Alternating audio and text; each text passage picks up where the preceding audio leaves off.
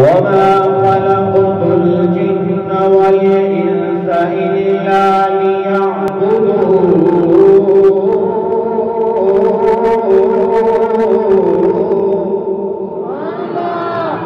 انسان کی زندگی کا مقصد یہ ہے، انسان کی تخلیق کا مقصد یہ ہے کہ وہ رب کی بندگی کو بجا لائے، اللہ کی عبادت کو بجا لائے۔ جب وہ اللہ کی بندگی کو بجا لائے گا اس کو ملے گا کیا؟ قرآن مجید کا دوسرا مقام میرا کریم رب فرماتا ہے، یا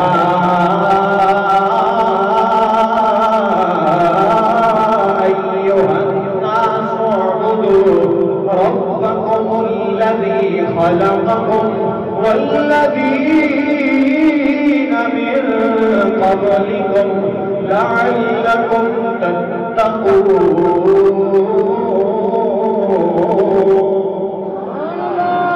فرمایا ہے میرے بندو، اس خالق مالک کی بندگی بجا لو جو تمہارا بھی خالق ہے اور تم سے پہلے والی مخلوقات کا بھی خالق و مالک ہے۔ اس خالق و مالک کی بندگی بجا لو۔ اے میرے اللہ، جب ہم تیری بندگی بجا لائیں گے ہمیں ملے گا کیا؟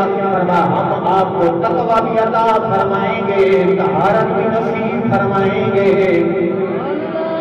پتہ چلا اللہ کی بندگی بجا لانے سے بندے کو تقویٰ طہارت ملتا ہے، پورے معاشرے کے اندر تطہیر ہو جاتی ہے۔ جب اللہ کی طرف سے انسان کو تقویٰ مل جاتا ہے پھر بندے کا دیکھنا پاک ہو جاتا ہے، سننا پاک ہو جاتا ہے، بولنا پاک ہو جاتا ہے، اس کے اقدار و اقدار تہذیب و تمدن پاک ہو جاتے ہیں، اس کی معاشی اور معاشرتی معاملات پاک ہو جاتے ہیں، اس کے تمام معاملات زندگی پاک ہو جاتے ہیں۔ اللہ کی بندگی انسان کو پاک فرما دیتی ہے۔